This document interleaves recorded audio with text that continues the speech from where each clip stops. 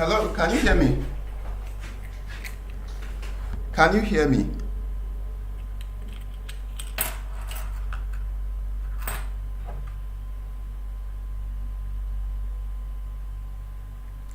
Hello.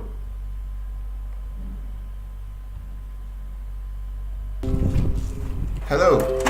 Good evening, all.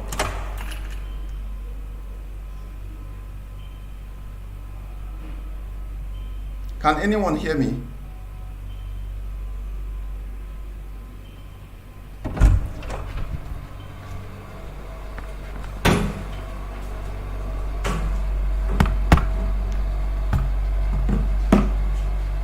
Hello, can anyone hear me?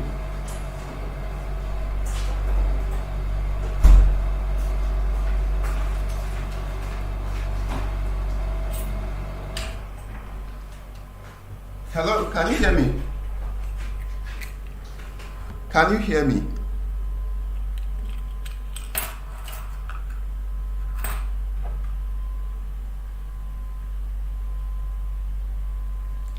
Hello. All right, good evening, everyone. Hello. Good evening, all.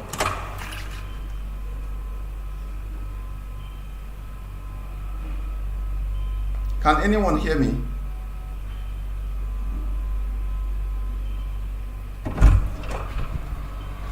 All right, my name is Eloho. As shown in the slide. So sorry. Hello, can anyone hear me? It was due to network issues, and I've been trying to resolve this all day. So I'm going to make this short presentation to the future Nigeria engineers, and I'm very sorry for all the inconveniences. And my thanks to the NUESA body for giving me this opportunity to have this presentation. So like shown in the slide, cutting through the Hodgepodge, that means bridging the gap between the education system and the industrial sector. That is what I want to briefly talk about. So every one of us know what it takes to study in Nigeria. So I'm just going to briefly talk about this. Can anyone hear me, please?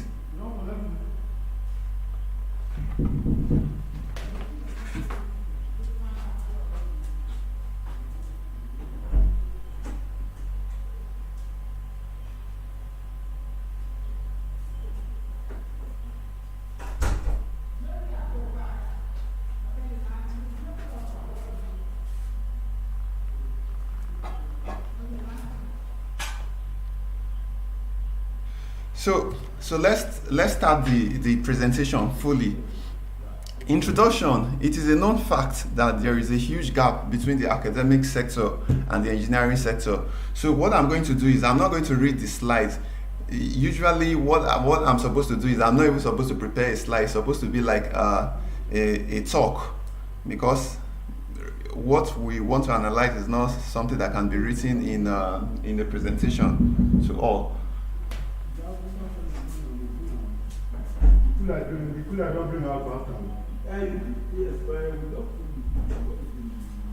So now, like what we know in typical Nigeria schools, you just come, read, maybe graduate with a first class or a 2-1, as every student desires. So, but there is a huge gap between the school academics and the industrial sector. So like now, when I was in school, I graduated in 2009 from Ladoke Akintola University of Technology. Everything that was taught in school, when I got to the field, I was really finding it difficult to adapt. But the little advantage I had, I had some people that actually guided my path. So I still made some little progress as fast as possible. So that is what I want to talk about today. So like as written in the slide, you can just go through it. it is a known fact that most students, when they get to the industry, they don't perform, undermining the fact that even first class students might not perform, but you can even see some third class students performing better than first class students. So, purpose of this presentation, I'm going to talk. The purpose of this presentation is to highlight practical application of what is taught in schools, enlighten the prospective engineers on the potential employer's expectation. That means what do they expect from you when you get a job. Then the next one is to highlight some of the skills that the potential employee must possess to compete favorably in the engineering sector. Then the other one is list some sectors you can fit in as an engineer. So, like as written here, listen attentively, because most of what I will say, they are not written down. So I just made this presentation so you just have a feel of the graphical, you have a feel of what is written there. So in case there is lost in signal, please, someone should just beep me, especially the ESCO. Someone should just alert me on my WhatsApp number so I know that, okay, I've lost signal. Is that okay?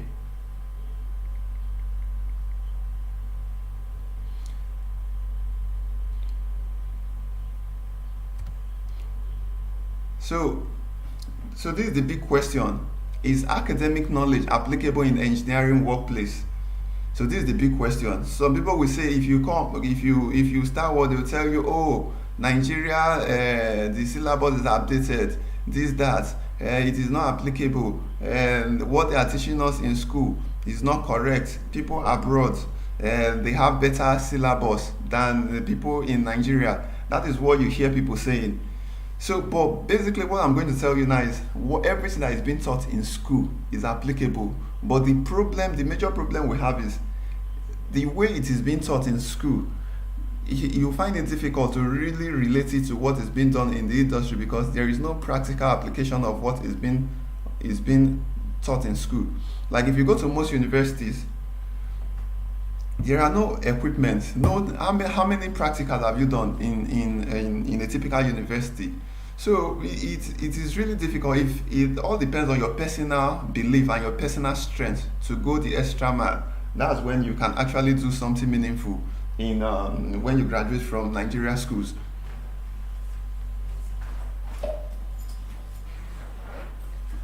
So, like I said, I just try to list some sectors, some things that are being taught in school that are really, really very applicable. Like the first one is strength of materials.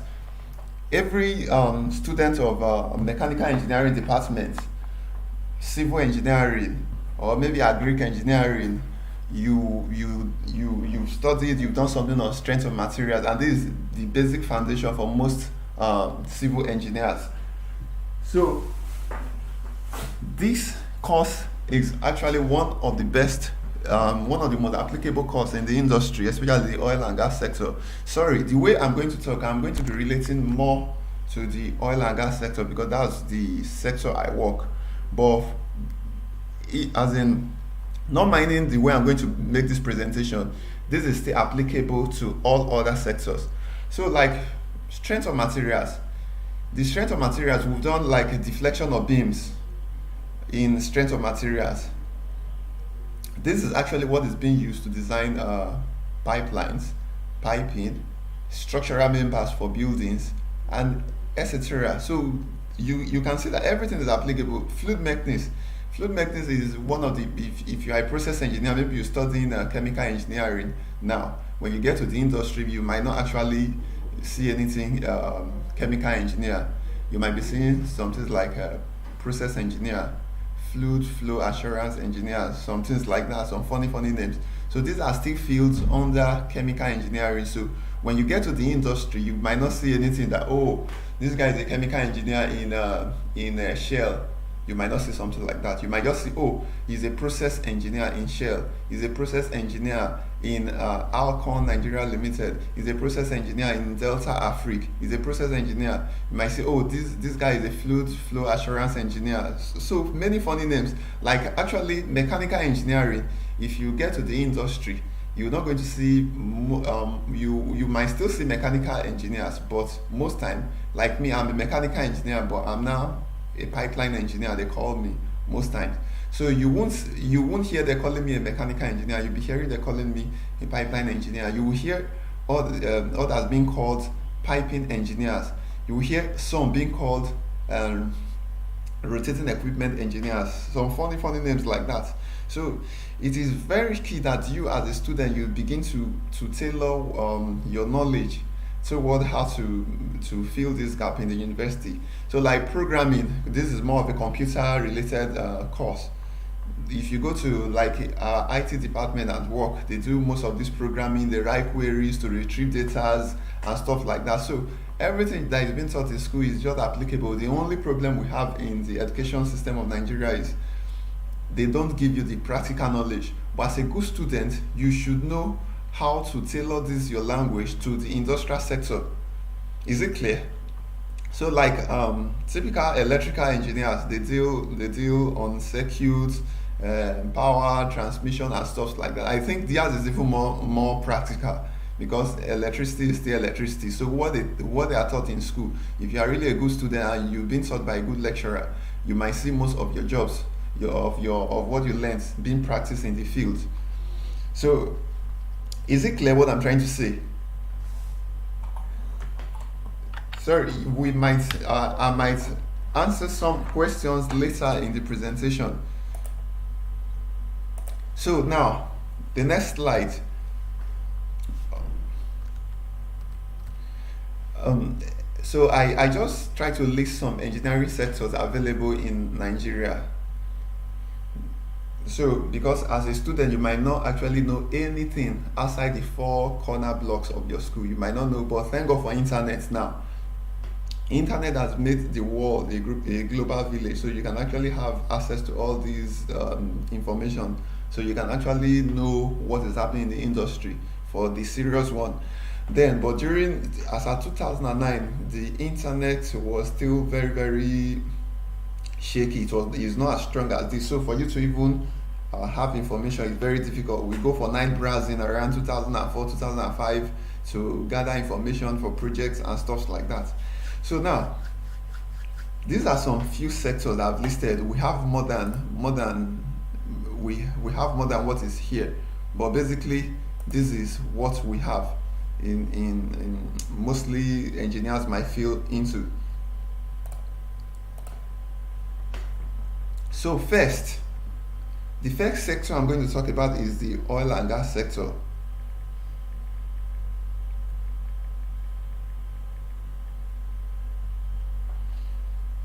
The oil and gas sector, you can see I highlighted it as it is boldened, so it's very bold. So the reason I make this thing to be bold, because this is where every engineer wants to go. They want to go and make big money. They hear that, oh, people are collecting millions in oil and gas, people are collecting hundreds of thousands in oil and gas. So every person wants to come in here to collect his own money.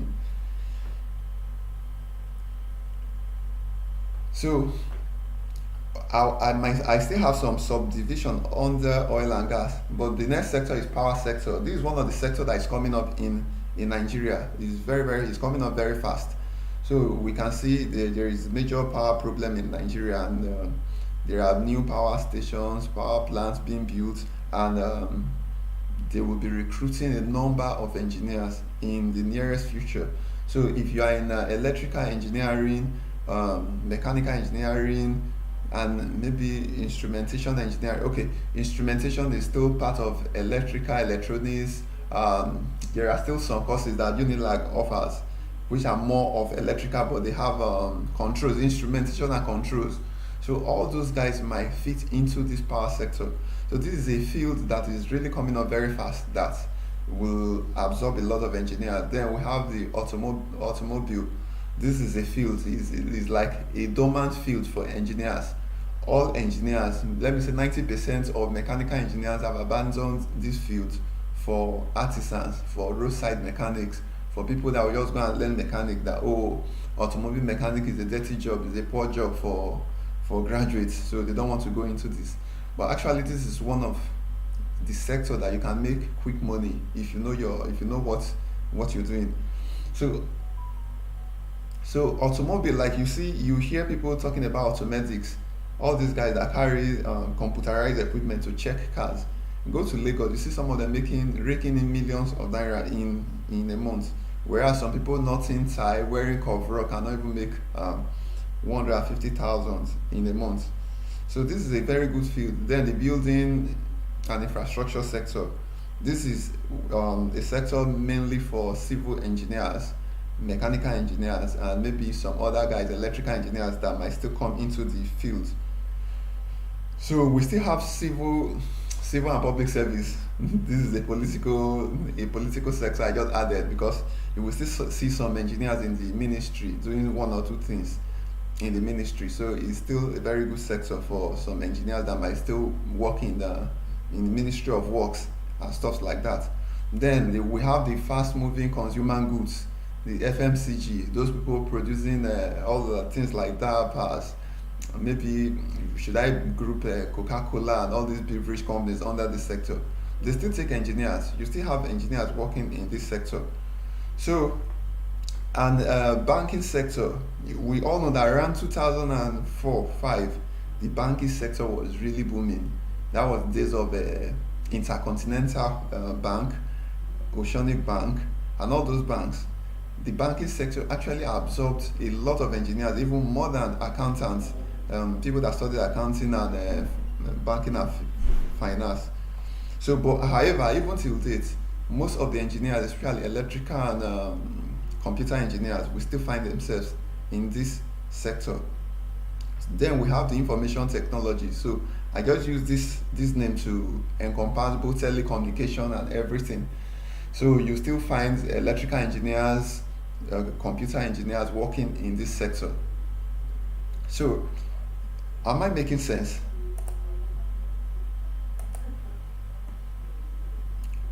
So the next slide, let me go to the next slide.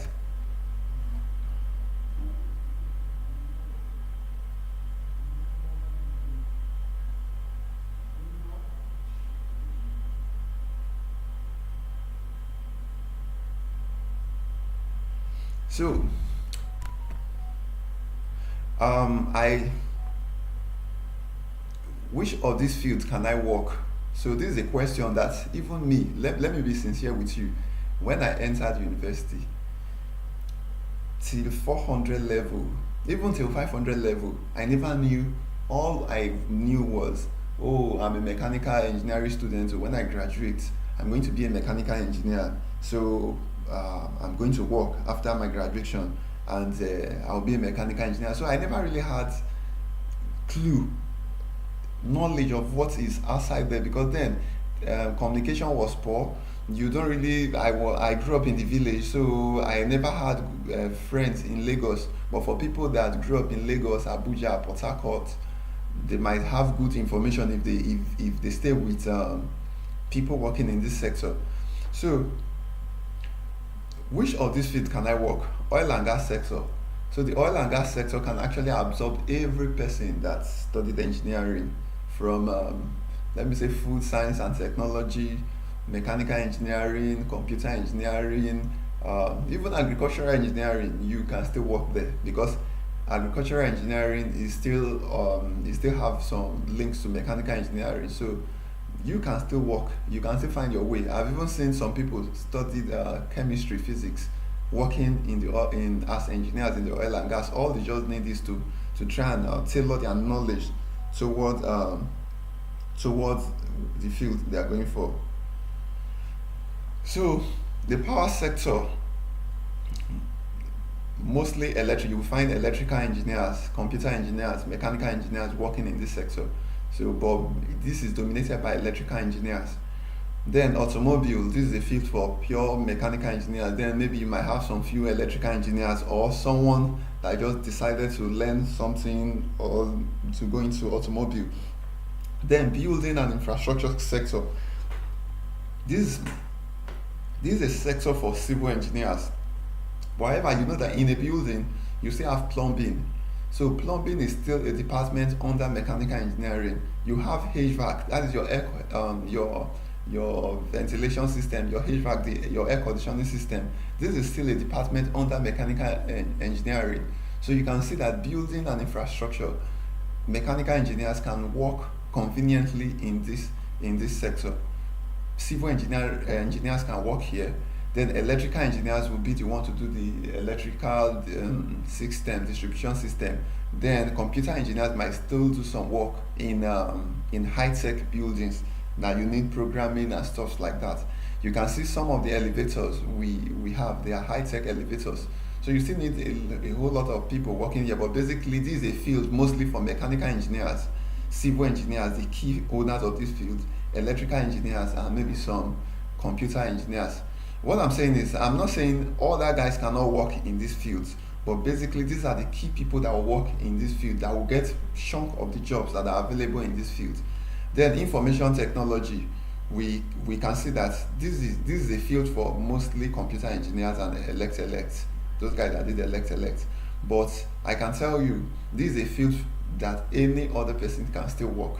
You can be a mechanical engineer and go and do CCNA, Oracle. Like me, I've done Oracle programming before when I was in school, so I know most things about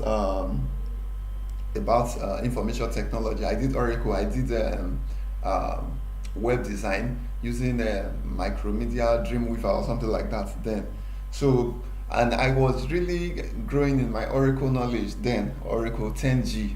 That was what I did. So you can see, it's a field any guy can work, but the truth is, I wouldn't advise any person to go and stress himself learning something different from your field, because it's going to be like extra job, like what I did then in school. So let's go to the next slide. So, like I said, the oil and gas sector, this is where every person wants to work. So we have different sectors which might be more than this, but I'm just trying to pick out some few things for you to see. Maybe your ESCO can share this slide with you. I will make this slide available to him so he can share it with anyone that is interested. So currently in Nigeria, this is the sector that employs the highest number of engineers, over 50% of fresh graduates. As you are there, I know every person wants to work in ExxonMobil, Shell, Chevron, Total, maybe NNPC, or one of all these companies. That's what is ringing in your head now. So this is the sector that actually employ chunk of the engineers. But however, most people only know these big producing companies, ExxonMobil, Shell, Chevron, Total. But there are other smaller companies hiding under this sector. So some of the divisions under this oil and gas sector, we have the exploration and production companies, which are the big ones that I just mentioned. The oil and gas engineering servicing companies, which some companies, these are companies that provide some services to the exploration and production companies.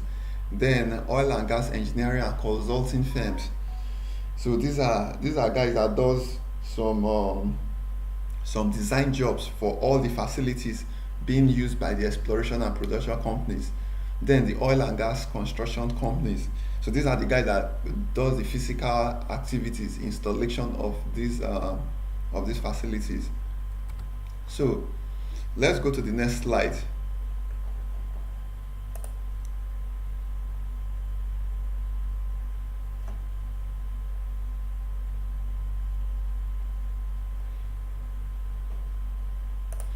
What should I do to stand out as a Nigeria, as a prospective engineer, or as an engineer coming out of school, as a fresher? They call you a fresh engineer, right? What should you do to stand out? Like you are all aware, during my time in 2009, I served in Kaduna State, NYC Batch B. We were over 1,006 in that camp.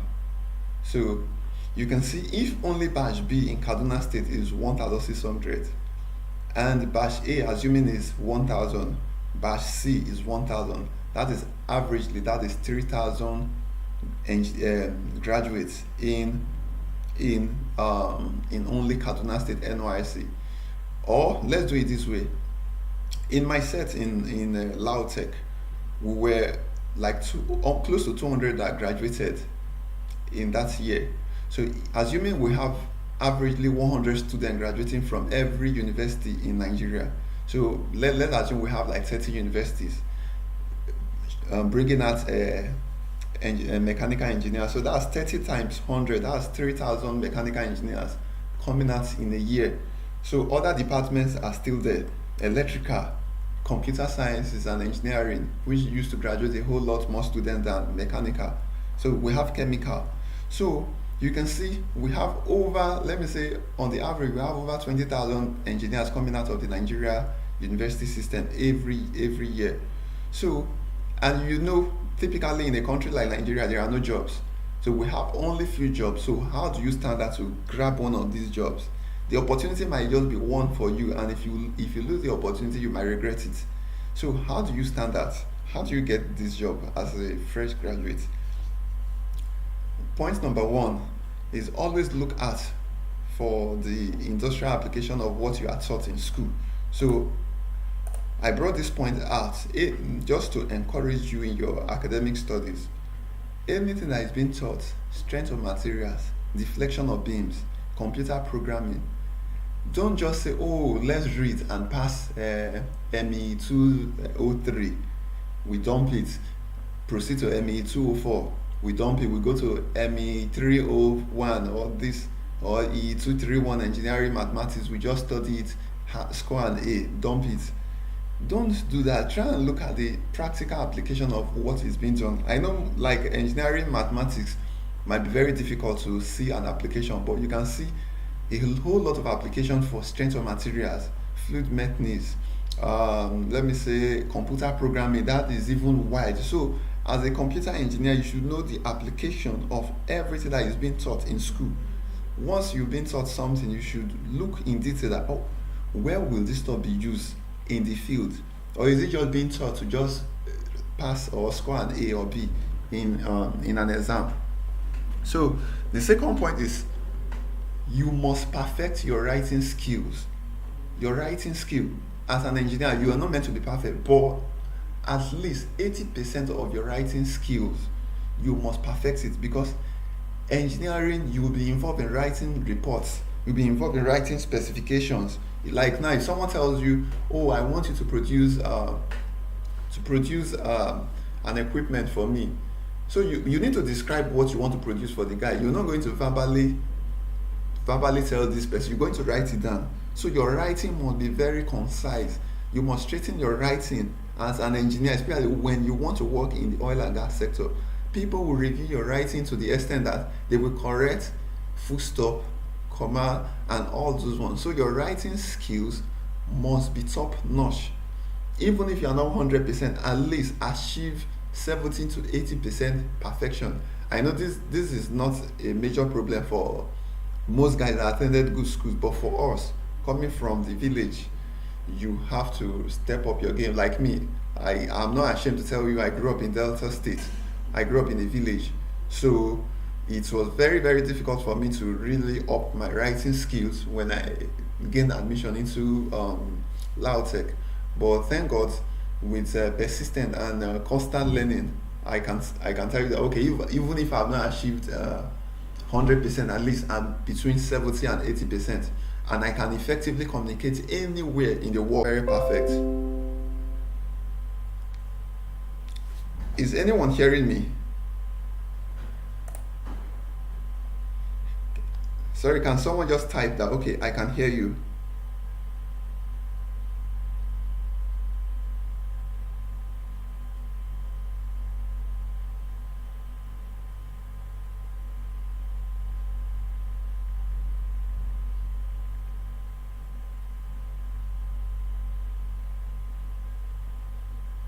Okay, thank you, Lotsin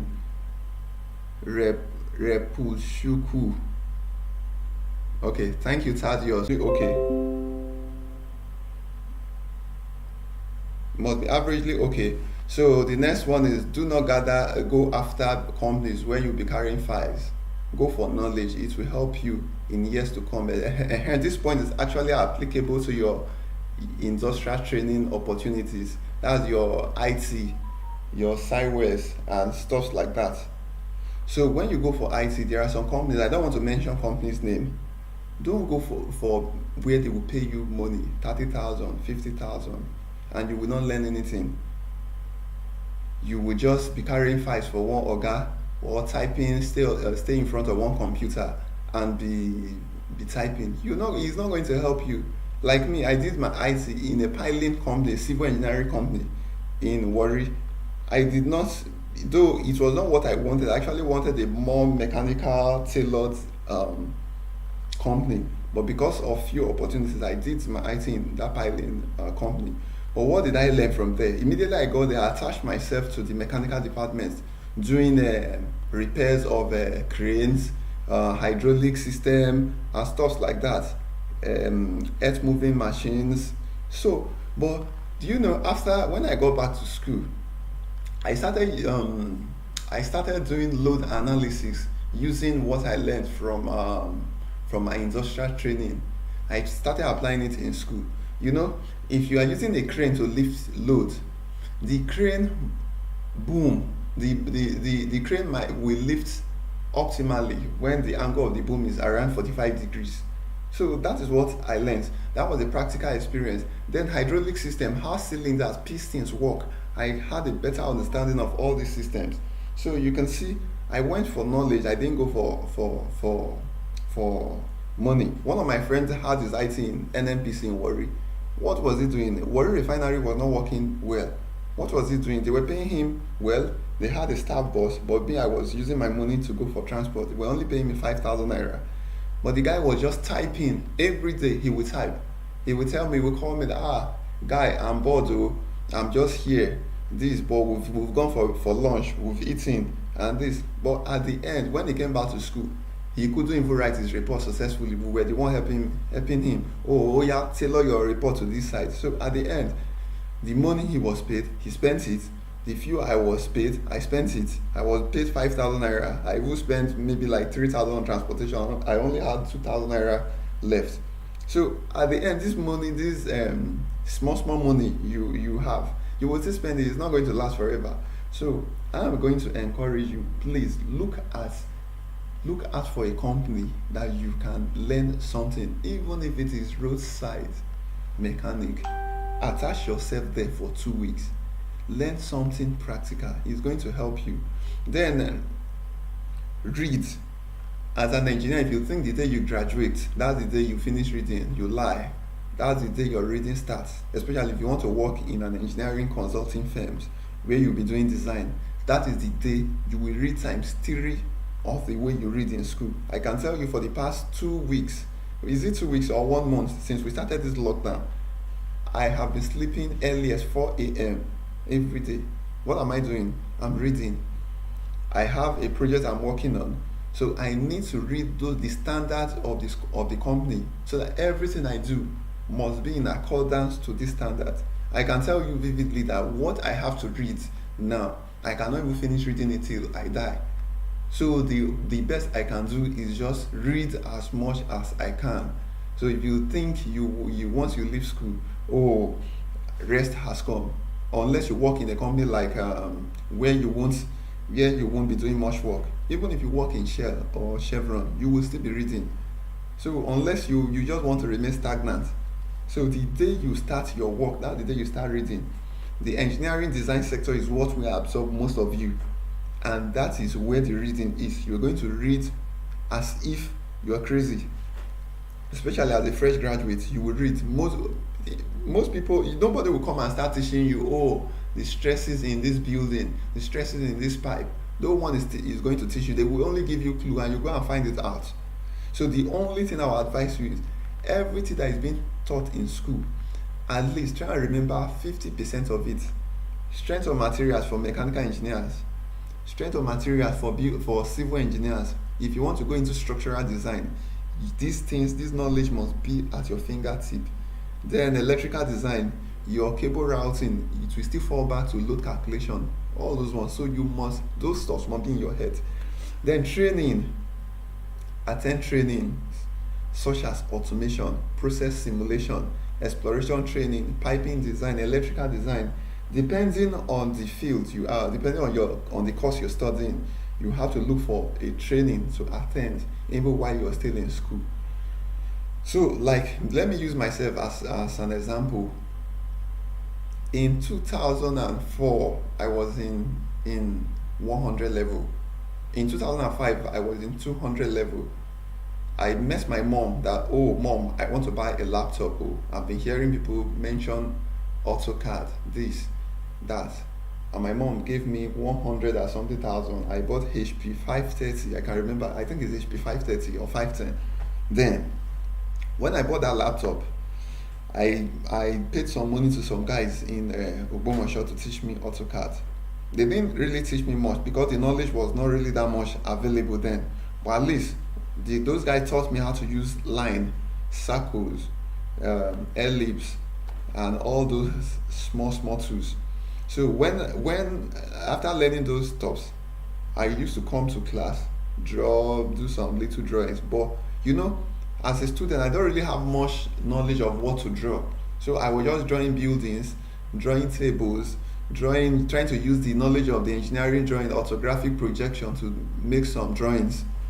So some of my friends were laughing at me that, oh, Eloho, this thing that you're doing, now only you did this school, is it only you that is doing this, only you AutoCAD, only you school, leave this stuff. I told her that, bros, I've been hearing people saying that AutoCAD is key for every engineer and that I should just learn it. Some were even laughing at me, but some actually have to buy laptops as well. And before we got to 300 level, I can tell you that set of 2009, I think over 50% of us had laptops. That was then when laptops were still like people, they were even robbing people because of laptops. That was 2006. So everyone started learning one or two things. Later, I think around 300 level, 400 level, some guys came that they want to teach us maths lab to program. So I started learning maths lab and I learned this software as well in addition to AutoCAD. I started learning Microsoft's Excel, Word, PowerPoint. I never had detailed knowledge about this stuff, but at least I had basic knowledge, and that is what you need. But now you even have more information, so you can even have detailed knowledge to any extent you desire. And you have networks that you can contact people that, oh, bros, what should I do? I'm a mechanical engineer. Thanks to some of the young guys, I received a whole lot of message on LinkedIn from some sharps. They asked you that, bros, what should I do? I want to get a job once I leave school. Then I tell them, okay, as a fresh graduate, nobody requires you to know everything, but at least you must know these key stuffs. Because when they call you for that first call, that come and defend yourself, I tell you, if you fail, that might be the only opportunity you have in your life. So you must attend training that will boost your chances of getting a job. What I will advise you is every department you are, from chemical, electrical, mechanical, civil, try and look for someone that is working in the sector you want to go. Ask him that, bros, what should I learn? What should I do to be employable? What should I do to be employable?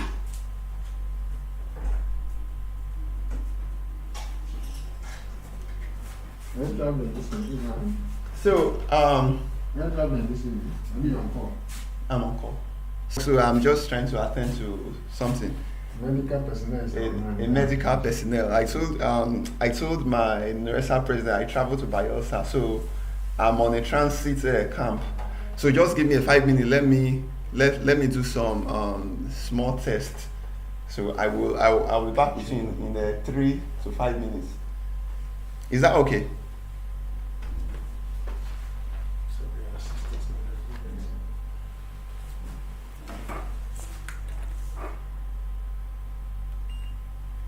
Temperature.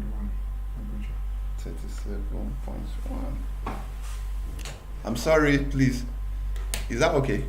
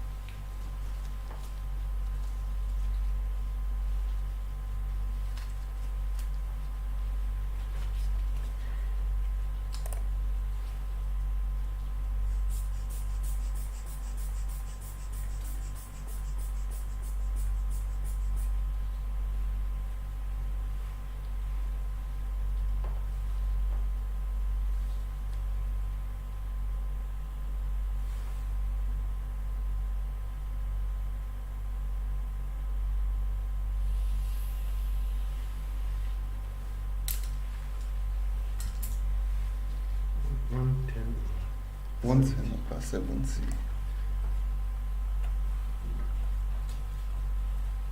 Is this good, DP? Okay, thank you, sir.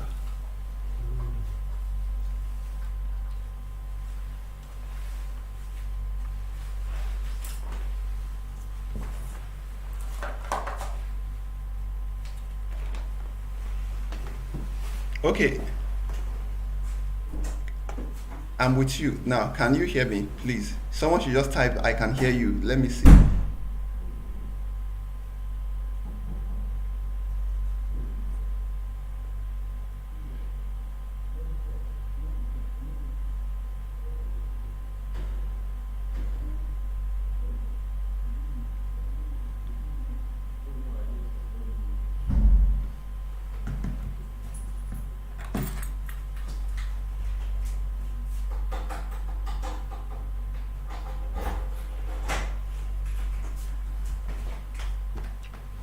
Okay, thank you, Lotson. So now, where was I? The last time, what I said is, try get some practical knowledge. You might attach yourself to artisan, technologists to acquire some practical knowledge in your field. You have to do this. First, let me talk to the electrical engineers, civil engineers, and mechanical engineers, because you are the guy that can get this knowledge fast from one or two persons. As a civil engineer, let me tell you, you can actually learn from the building guys. You can learn from all these guys that are just carrying blocks. They might not give you the actual name that you need, but you, as an engineer, you can actually know that, okay, this name this guy called for me is not the right name. Then you go and search for the real name. So as a civil engineer, don't just say, oh, I be engineer, I can't go and meet a bricklayer or someone that is doing trusses design, welder that is installing structures. I can't go there and bigger than him. I'm an engineer, because that's the name that used to kill us. If you want to kill it, or give him a big name and you kill him finally. Go low, go dirty, and learn this thing from those artisan technologies. As a mechanical engineer, you need to acquaint yourself with other skills. Welding. You can go into heavy duty automobile repairs. There are people working in big companies doing servicing of generators, servicing of compressors. These are extension of the typical, every mechanical moving equipment you see is almost the same thing with pumps and stuff. You have bearings, you have pistons, you have all these stuff together. So go low, go and learn something from all these guys. As an electrical engineer, you will say, oh, I be engineer, I can't go and learn from an electrician.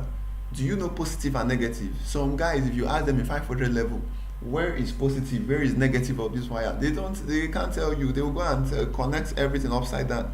But this technician, they have acquired this knowledge over years. They don't even know the meaning of why you need to put the red here, why you need to put the black here. They just tell you that that's how my guy used to do it. But your lecturer must have told you the reason why red must go into red, black must go into black. So once the guy tells you, oh, this is where you put red, so you just say you're learning that, okay, we put red here. He tells you, yes, that's how my Oga taught me. You learn it, you pick it. Go back to your book, read why your lecturer told you that red must be connected to red. You are ahead of him already. That is what makes you an engineer. As a mechanical engineer, those guys will tell you that, oh, the electrode we use is E this. They don't know the reason why you're using that electrode. So it's left for you to get that skill from him that, okay, the guy said the electrode is using E501 or something like that. That is how his Oga taught him. Go to internet, go and research about that electrode. The day you research about that electrode, you've learned his own language, you've gotten his own knowledge, then you've added extra knowledge, so you can supervise him perfectly in the future. So if you just stay there and say, oh, I'm an engineer, I can't go low, I cannot wear dirty coverall, I cannot do this, I tell you, you lie, you will fail woefully. So you need to go dirty. You need to go and meet guys, because it's not all of you that will have opportunities to go and do your IT in big companies. It's not all of you. So if you don't have that opportunity, please, I'm begging you in the name of God or wherever, go dirty, go and acquire knowledge. But mind you, when I'm telling you go dirty, I'm not saying go and learn, I better pass my neighbor generators. Try and look for something that is a little bit advanced. I'm not saying don't learn all those ones. You can as well learn, but if I want to go into automobile today, until today I still regretted why I did not learn welding, because I had every opportunity. I was saying, oh, I'm an engineer, I don't need to learn welding. I even went, someone took me there. They were doing industrial welding, they call them X-ray welder there. They took me there. I said, no, I'm an engineer, I'm in 300 level, I can't come here. They will say carry iron, I won't do. So if I have done that, I had some opportunities to start up a business. But because I don't have a welding knowledge, I don't have the knowledge of welding, I can't open it, because if I employ people, I'll employ a person to check this, employ person, at the end the whole money is there. I won't conveniently oversee the business because I don't have detailed knowledge. Note, you will effectively run a business when you have thorough knowledge of that business. So please and please, go dirty. During your holidays, just try and go and learn one or two things, even if it's just an idea. Have it. Don't stay on Instagram 24 hours. I'm not saying I go on Instagram, I'm very active on Facebook, on WhatsApp, but look, as I'm uploading on WhatsApp, I'm reading. You might see me uploading on WhatsApp, even 2 a.m., 3 a.m. I'm reading, I'm learning new things. So if you just stay there and be following social media guys, oh, you comment, you do this, you are not adding value to yourself. When the thing hits you like this, if you can't get a job the first 3 years of your after graduation, I tell you, you are in for big problem, because your mom will not be giving you money, your dad will not be giving you anything. They will be telling you, oh, your mates are married, what are you still doing here? And this frustration will set in. And let me tell you, some of you will say, oh, my parents are wealthy, or my dad is in a very big position, they will help me. I tell you, 80% of help you rely on, it will fail. I know a whole lot of guys that were saying that in my department. I even know people that has parents working in Shell till today. I know some guys, they've not gotten a Shell. I'm not trying to mock them, I'm just trying to tell you why you need to be very, very wise. Because the opportunity, you might not have one person might have 10 opportunities, some people might have 15, but you might just have one. Maybe that's the only one. It's just like a lady that maybe God just gave her one shot and she aborts that one, and forever she won't get pregnant again. So if that opportunity comes, you must hold that opportunity, you must grab that opportunity. And that's why I'm begging you, please, your thinking must be 100% perfect. Don't just stay there and say, oh, when we get to the industry we'll sort it out. I tell you, the number, if they open an application for a driver today, the number of BSc holder that will apply for that driving position, especially if the salary is 50%, it will surprise you. So please and please, get some practical knowledge. So next slide. So what I'm going to do in this slide, I'm just going to show you some pictures, me and some work related pictures. These are things you might see. You can go on internet, look for pictures. Okay, if you are a civil engineer, just look for structural fabrication. You will see a lot of pictures. Everything is on the internet, everything is online. So the first picture I'm going to show is a typical office setting picture, where as a design engineer, what you might do, the typical office setting. So this picture, I took it in my previous company. So that's the picture. That's the picture of the typical computer setup. I work with two computer screens. So, and I work with a laptop and 2 computer screens. So because as an engineer, one screen will not do you. All those of you carrying a small tab that, oh, tab, everything laptop can do, tab can do. I tell you, as an engineer, it won't, even one screen I'm even looking for 3-4 screens as I'm talking to you. Because if I can link those 4 screens, I can open a drawing on one screen, open a document on another screen. So I can just be looking at all these screens together. I've seen guys working with 3-4 screens, especially when you're doing drawings related jobs. So am I communicating? If I'm communicating, please just type yes. Are you learning something from my speech? So the next picture, the picture by the side is the typical control unit for instrumentation. So that's the picture. I just wanted to show that the electrical guys will know this. the signal transferred from a facility will be coming into this facility, and this is how they do their connection. So the next picture I'm showing is a typical power station. So this is where most of the electrical guys, they will be forming. Yes, we are engineers, this is our work. We call them wires then in school. So this is a typical electric. This facility is in Ajaokuta. Yes, I was there maybe a year ago. I can't remember the name, but this facility is in Ajaokuta. That's where you have the northern axis. All the transmission line coming from Abuja, they all gather here. Then the ones coming from the southern part, Benin, they all feed into this facility. You have Geregu power plants coming, taking sources from here as well. Geregu 1, Geregu 2, and all those ones. So please go on the internet, read news. Don't just stay dormant, be reading about Linda AKG, be reading about Davido, be reading about P Square. They are fighting this. Create time to read your field's articles. Then, sorry, lost scene. More on chemical engineering. I'm going to come to chemical engineering. Lotsing. For Lotsing, the reason chemical engineering is not actually, you don't see pictures, because everything you do, let me joke, is more of analysis. You don't really see the work of chemical engineers in physical manipulation like this, because in engineering, like let me use pipeline engineering for instance. A chemical engineer will size the pipe.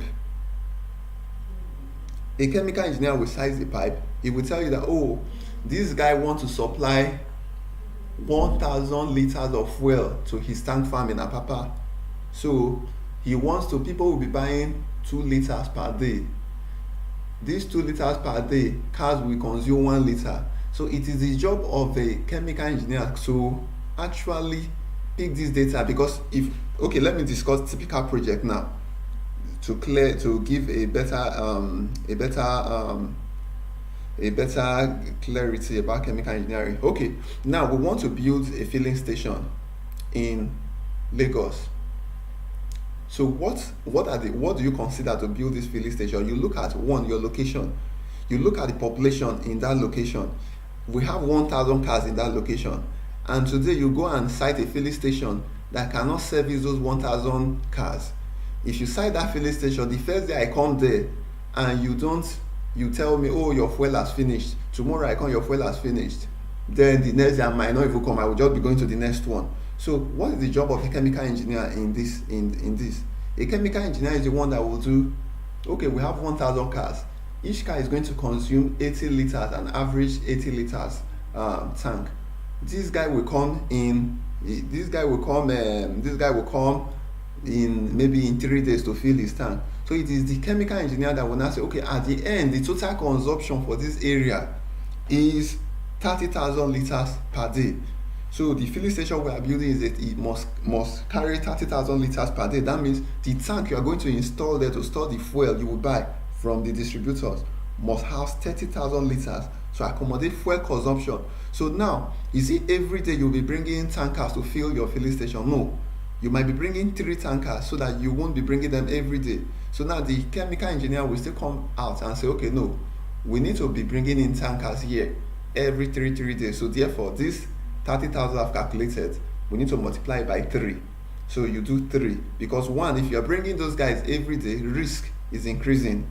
So it is the job of chemical engineer to now size the tanks. Okay, 30,000 tanks. Then the mechanical engineer picks it up from there and say, okay, the tanks, which material are we going to use? It is steel. Is it corrosive? Is this place corrosive? Yes. Okay, we try to paint. We paint the tank so that the external corrosion will not dip inside this tank.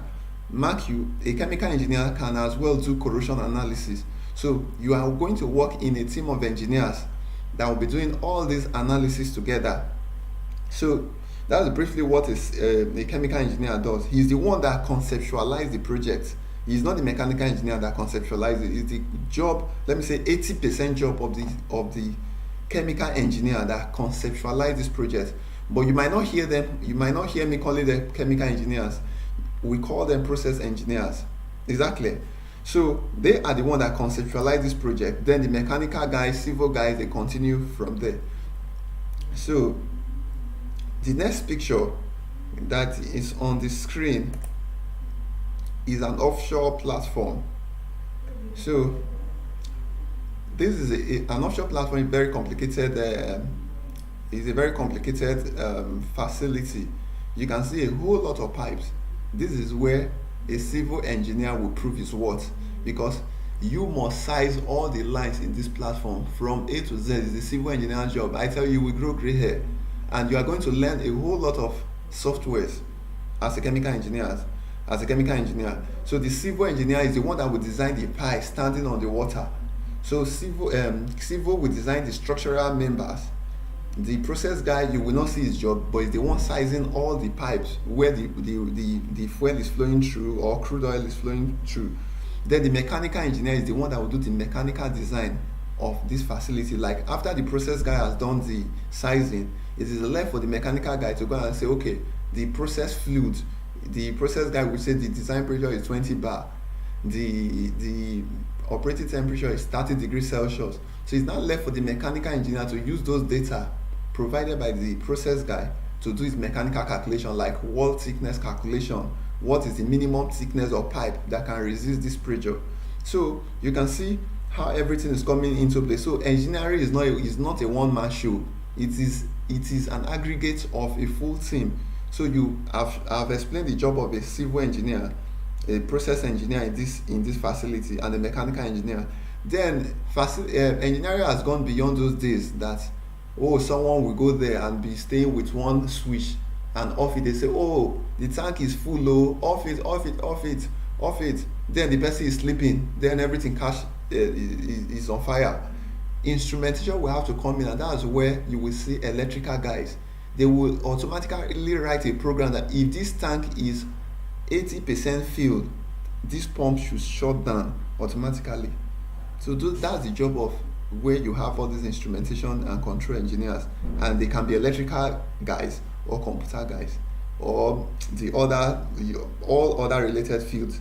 So that's the job of a typical instrumentation guy in this facility.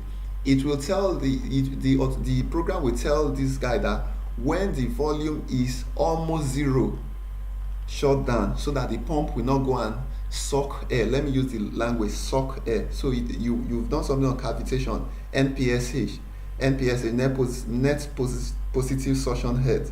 These are things that we use in the industry, but you just read in the school and you forget about it. So maybe we might still need to further this discussion online, so you can ask questions and it turns to a more interactive section. So that is a typical offshore facility I showed. Then the next picture I'm going to show is a typical onshore facility. This is a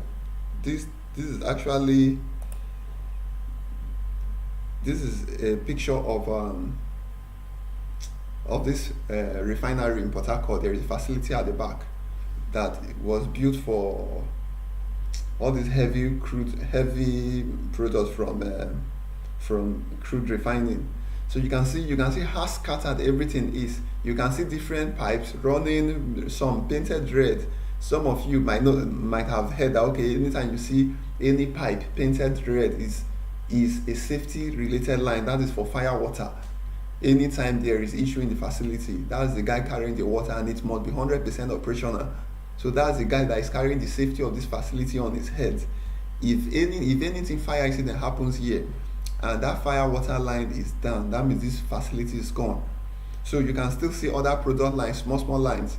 So you when you start studying, you'll be knowing the basis behind all this. So this is typical facility. You will see pipes running, some going on the ground, some above ground. Then you can see the structure crossing the front. That's the civil structural platform to move over the pipes. So that's the job of a civil engineer. Civil engineer is the one that will do all those ones. Then those geotechnical guys, before you do anything foundation, you will still do geotechnical studies. So civil engineers can still do geotechnical studies, and I think people in geology audio, sciences, all those guys can still do all these investigations. So the next picture I'm going to show is a typical fuel storage facility. This is an NNPC facility. For those of you that have been to Lagos very well, this is at the NNPC facility in Atlas Cove. If you've been to that beach, that's is a beach that they've chased people away from. So you will see this facility very well. It's one of the biggest NNPC fuel storage facility. So you can see tanks, you can see pipes, you can see structural member crossing over the pipes, you can see civil structural works, bond walls, everything. So look, for you to complete this project, you need all the departments to be on ground. At least you need the mechanic, you need the process guy, number one key man, because if he fails, everything fails. If the guy go and do rubbish, size this tank wrongly, everything is gone. So the process guy is the number one man here for this job. So he must have a very good understanding of the quantity of fuel they want to store in this facility. He must have a very good knowledge of the pressure, the operating temperature, everything. Is the process guys that will conceptualize and say, oh, we need one tank to be 1,000 liters, the next one should be 3,000 liters, this one should be 5 million liters, and stuff like that. So it's the process guy that is doing this thinking. You might not see his job in physical manifestation. All these jobs are hidden, but he's the one doing software analysis, using the various software to size tanks, size lines, size all those ones, doing fluid flow analysis. Like I think you've done a turbulent flow, laminar flow, and all those ones. So the process guy will be running his analysis based on all these flows, and turbulence, laminar flow, and stuff. Like if Reynolds number is this, what should I do? Should I increase pipe size? Should I reduce size? Or all stuff like that. So for Lawson, I think you have a very big job to do. You need to do a whole lot of research about your department and come up with something more critical. So you might need to talk to someone in your field to give you a better understanding. So the next slide is, how do I land my first job? So that's the next slide I'm showing now.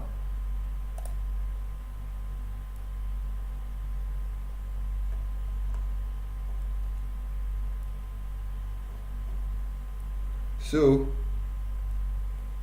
okay, so first, the number one thing you must do, the day you lose confidence, that's the day you've lost everything. You must believe in yourself. Believe in yourself that your knowledge can land you a job. Self-confidence. Don't say, oh, they are not helping me doing this. I can tell you, all the jobs I've had, no one has ever helped me. I've done the job search myself. When I graduated in 2009, after my NYSC, I can tell you the number of offers I was having, because I tell you, it's not a joke to get a job in this country. It's not that, oh, you just apply for 10 jobs, they did not call you for interview, then you say, oh, there is no job in Nigeria. There are jobs, but I tell you, you might need to send maybe 1,000 applications before you get one invitation. Then prepare a very good CV with details of all your expertise. As a fresh graduate, your CV must be very, very good. And please try and graduate with a 2-1. If you can't make first class, at least get a 2-1, because you see all these big companies, nobody is reviewing the CV. It's a machine that does the review. If they just program the machine that sieve the CV, any person below second class off, even if you send your application, it's the machine that will delete it. So please try and get a second class upper. I beg of you. If you can't make a 2-1, please get a 2-2. But a 2-2 might be giving you issues. You can see all the applications by Shell, Mobil, and Total. It is a 2-1 minimum. 2-1 minimum, and that is it. I think it's only an NNPC that gives grace for 2-2. So please try and come up with a very good grade. Then the next one is search for companies of your interest. Like what I used to do then, if I just carry my laptop, I'll just say engineering companies in Lagos. Then you might see someone have written on a page some engineering company's name. Then I now go and pick each of those names and Google each of those names and go to the website of the company. and I start applying from there. Thank God now you have LinkedIn. So you might send through the career and go to LinkedIn, go and search for people in that company. Look for the human resource manager of that company. You can send your CV from there. I get all the jobs I've gotten, they are online. Nobody, I never knew. I grew up in the village. I never grew up in Lagos. I never grew up in Abuja or somewhere. So, but I knew what I wanted, and I had the money to spend on myself. Not to buy clothes, to ensure that at least I get something to do. Then build your network. Then, like we're talking, you must have links. Go online, join networks, join forum, join professional network. Don't just join Facebook. You are making comments on political issues. You can make comments, but at least they devote 80% of your time to build yourself. Then join professional network. Okay, LinkedIn. Create your profile in various career sites. This profile you must create you cannot be searching for a job in only NG careers. You cannot be searching for a job in only Jobberman. You have to search in different places. Are you getting me? Just spread your tentacles. Then the other one I'm going to talk about is your response to phone calls must be professional. Some people, if an ordinary number calls them, the number they don't store, they will just say, hello, who be this? Who be this? If someone is calling you for an interview, I bet you the person is angry, we just drop the call and call the next person. So you must listen to the person and say, hello sir, and be very professional and polite. Don't just say, hello, who be this? They will just say, who is this tout we want to employ? So please, you have to be very professional, especially for those guys that are already in 400, 500, that will be moving out of school. So the next slide.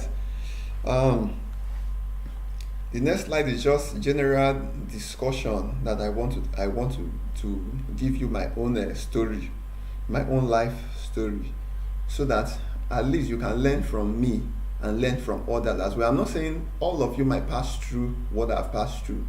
Your own tactics might be different and it might work for you. So you have to develop a strategy to get a job. First, don't put money ahead. Money shouldn't be the issue first as an engineer. The first job I got in 2010 or 2010, yeah, or something there about then, my salary was 50,000 naira. So imagine what's 50,000. It's nothing big. Some guys were lucky, they already had jobs of 200,000, 150. Some people that were in banks were already earning 150, 180, 200. But I had a job of 50,000 and it was not even here in Nigeria. Immediately I got the job in Lagos, they told me that I would be working in Ghana.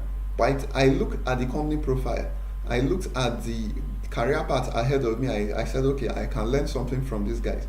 I took that job and I left for Ghana. My mom was even saying, oh, you have not been to Ghana, only you have go traveling to Ghana, oh, they will not kidnap you, this.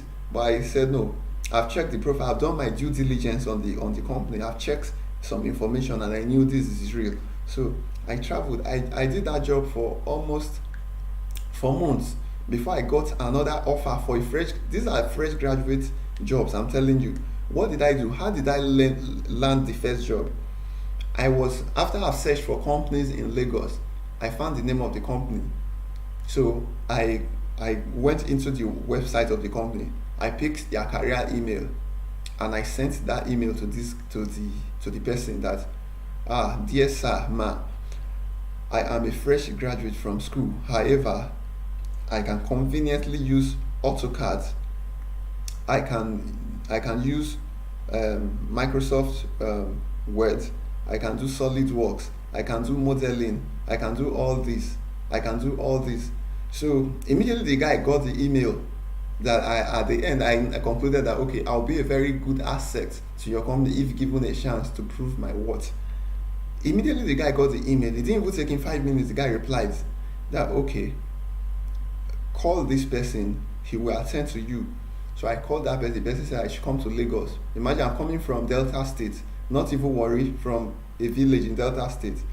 I just carried my bag off to Lagos. I'm going for that interview. When I got there, the guy started asking me questions.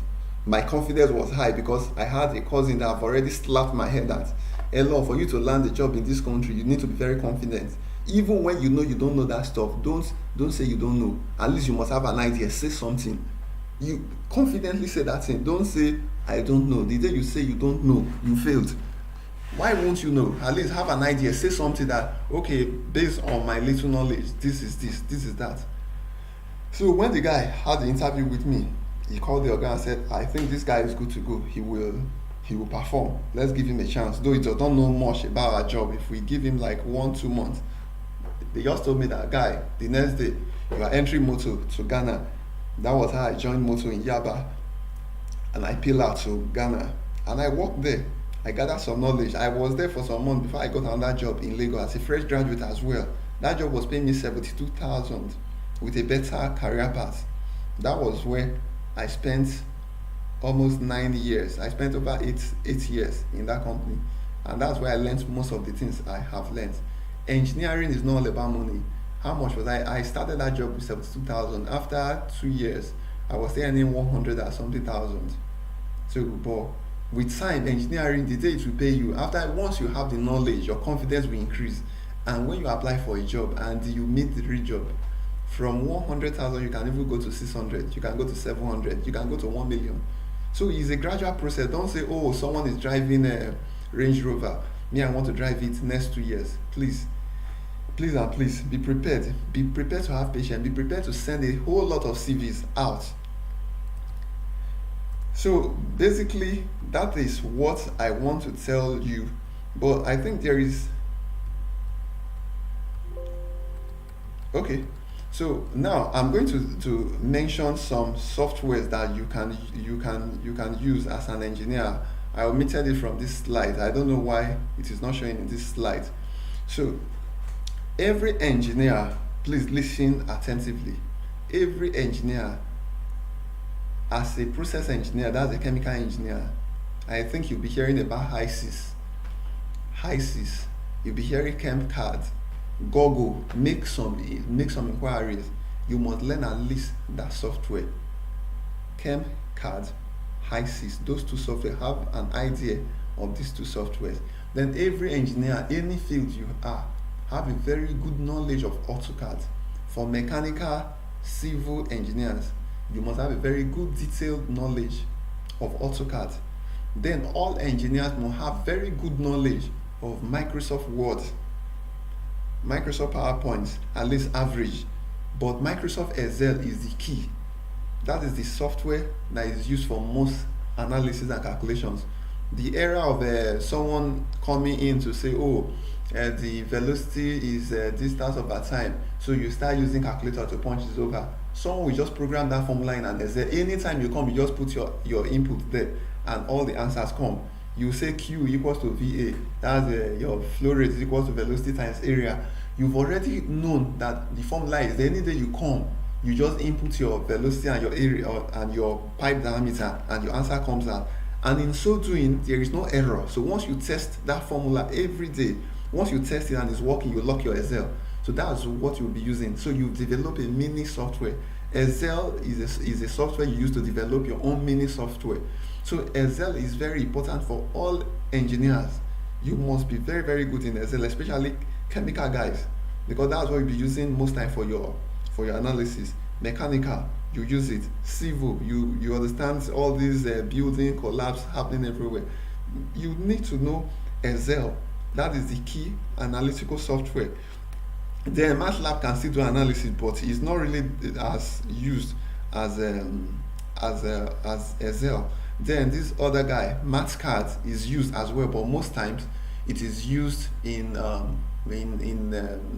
most times more technical jobs that you need to visualize some data. So now, for electrical guys, there is a software they call it SKM or something like that. Talk to your guys. They will tell you some softwares to learn. Civil guy, you hear Civil 3D, you hear Revit, you hear SACS, you hear different softwares. Try and learn as much as you can. Now let me tell you the number of softwares I learned in school. When I was still in school, I learned AutoCAD, I learned Excel, Word, PowerPoint, I learned SolidWorks, I learned Autodesk Inventor, I learned Google SketchUp, I learned AutoCAD 3D Studio Max, I learned Oracle 3G. I went into this programming language. What's the name of it? I into Micromedia Dreamweaver. I was even thinking of going for CCNA because I never knew where the opportunity will come. But till today, I don't use Oracle 10G. I don't use it. But if I'm working, if I go and meet my IT guy that, oh, help me retrieve this data, and the guy is trying to tell me some jargon, I tell him that you can select this, filter, do this, and retrieve this from the database using our Oracle software. So you can see I am still using the knowledge, though I'm not the one doing the job, but I still have the application of this software. I know if if someone opened a website today, I can tell you, oh, this is a hyperlink. If we go to the main database, you can retrieve this. You can link this dynamic website to a database using you use my SQL, all those things, or SQL language and programming language to retrieve data. So please and please learn things, get certificates. It does not cost much now. Everything is cheap. Then for you to learn AutoCAD, you know how much I spent around 2004 to 5. I learned AutoCAD in like 4 different places before I got what I wanted. So, and once you learn, don't just learn the software and slip back that, oh, I've learned AutoCAD. You must practice. It is a 24 hours practice. You must continually use this software all the time to gain the knowledge you desire. So am I communicating, guys?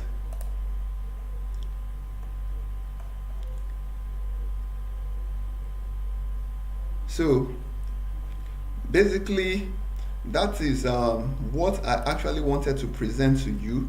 But what I'm going to beg you guys is, please, you must get knowledge. Don't just stay back at home that, oh, school, we are reading CSE 201 programming language. You must get extra knowledge. Try and know what is happening in the field. Thank God a whole lot of you guys now are on LinkedIn. They know what is happening. They see people making posts, they comment. I tell you, those guys' visibility will come up. One day, you just hear that, oh, that guy has gotten a job, but the job might not be a high paying job. Then you are just there at home saying there is no job in Nigeria, and you have not sent one CV. You have not sent one CV. You are complaining there is no job in Nigeria. Some guys have not sent even one, but they are saying there is no job. So please, try and put your personal effort. The education system is not good, but I tell you, everything that is being taught in school is what we use in the industry. But the only problem we have is we don't have the practical application of what is being taught in school. There is nowhere as a good student you will go that you will not perform. I can tell you, even if you bring a graduate from America today, you will perform. There is no difference between two of you. It's your self-confidence and his own, and that will work for you. He might have more exposure, but if you be doing your own underground job, I tell you, you will compete favorably. I have worked with foreign guys, and I have seen that, oh, with what this guy is doing and what I'm doing, that means I'm even way better than most of these white guys. So that should tell you that we Nigerians are not dummies. And go and check, look at the news. Most guys that even go for masters abroad from Nigerian universities, they score the highest grades. So that's to tell you that the education system here is good. The guys here are good. So it is just left for you to put that extra effort to bring out your best. So guys, if you have any question, you can ask, and let me see if I can attend to the questions. But in the meantime, you can follow me on LinkedIn, and you can ask me any question there, or you can send me a connection request. So if you have any question, please ask.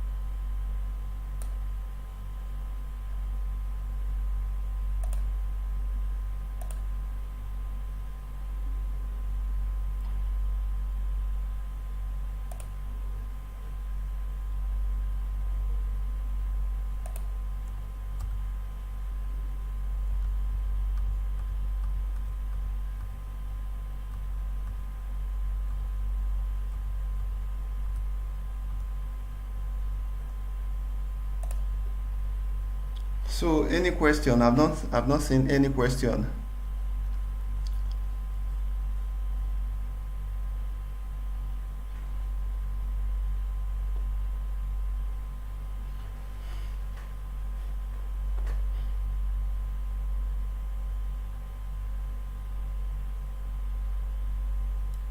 Okay, Lotson, I can see your question now that some jobs require years of experience for fresh graduates. My question is, how would a fresh graduate go about this? It's not all jobs.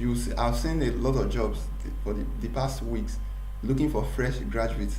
It's not all. There are some that require job experience. Even if you see a job of 2 years experience, send your CV. That does not mean you can't send your CV. Send it there. Maybe people will say, oh, this job, I won't get it. At the end, you might even be the only one sending in CV. Send your CV, but please let your CV be top notch. Give your CV to people, let them check it for you. Add everything you've done, every knowledge you have. Especially if you have the first thing that will make breakaways for you in school, after school, is your software knowledge.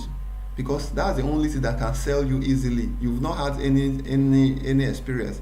So if I know that you can use AutoCAD and you are a mechanical or civil engineer, I will say, okay, we will be doing drawing in this office. Let me pull in this guy. He will collect less money. Let me pull in this guy. He will learn the process while in this company. If I know you can use high Cs, I will know, okay, if I bring in this process guy, he can be doing calculations for me. He will be learning all that things while he's doing that.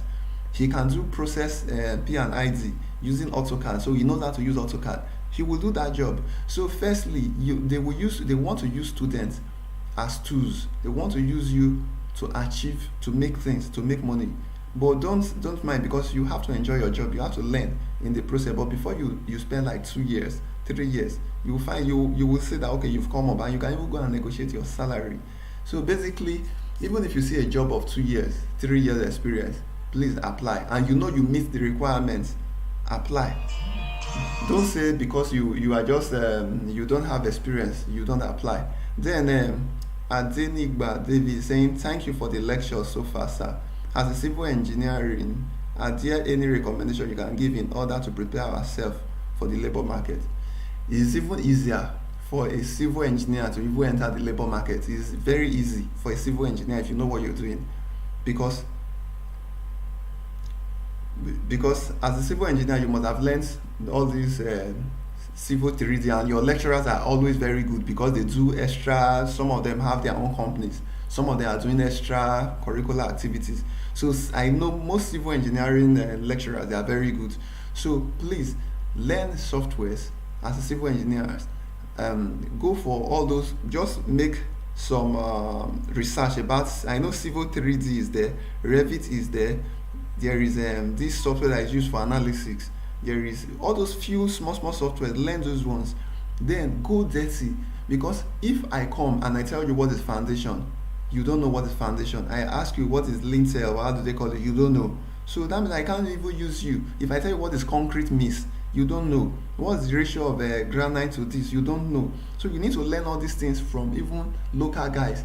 Do your research. When you go out, learn it dirty. Come online, do your normal research, fine-tune the knowledge you get from all those mason and all those guys. Fine-tune it, because they might not give you the actual correct term. So come back online, use that knowledge, get the real actual terms on the internet, apply for jobs. I tell you, for civil engineers, if you know what you are doing, you will get a job maybe after a few months. There are civil engineering jobs everywhere. You might not earn big money, you might start with 30,000, 40,000, but engineering is a gradual process. With time, I don't want to mention you, but you are aware some people collect 500,000 after 5 years. Some people collect even 700, some collect 1 million, some collect 50,000, some collect 200,000. Just start with anything that will build your career. Don't start with oh, I'm looking for a job in Shell. There are no jobs available in those big companies. They are there, they are limited. But please, just start from somewhere that you will get some technical knowledge. In 2 years, you will see where you will be. Then Thaddeus is saying thank you for the wonderful lecture. Then Monsuru Olatunji saying thank you so much for giving us this opportunity. I'm really sorry for not being able to connect. Like I told you, I was in Port Harcourt 2 days ago, but we have a job in Bayelsa State. So the network here is very, very bad. And that's why I couldn't connect on time. And for those that might have left this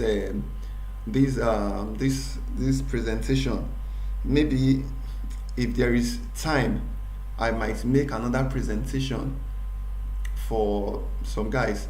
And even on Sunday, I have a presentation for some guys in Tanzania.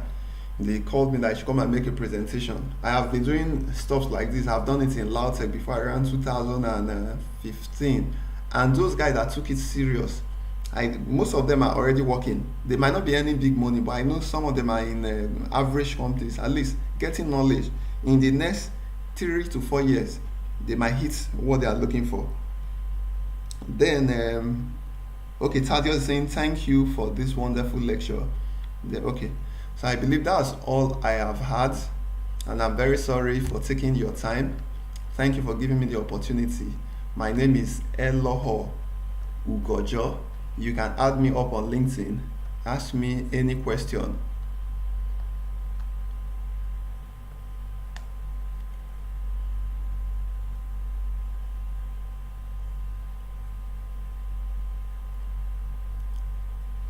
So, can I end the lecture now?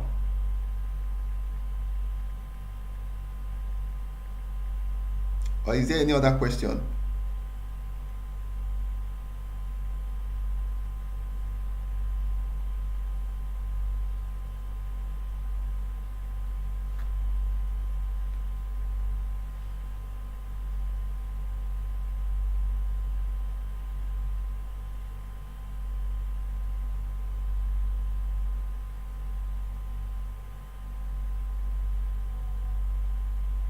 Okay, so maybe this.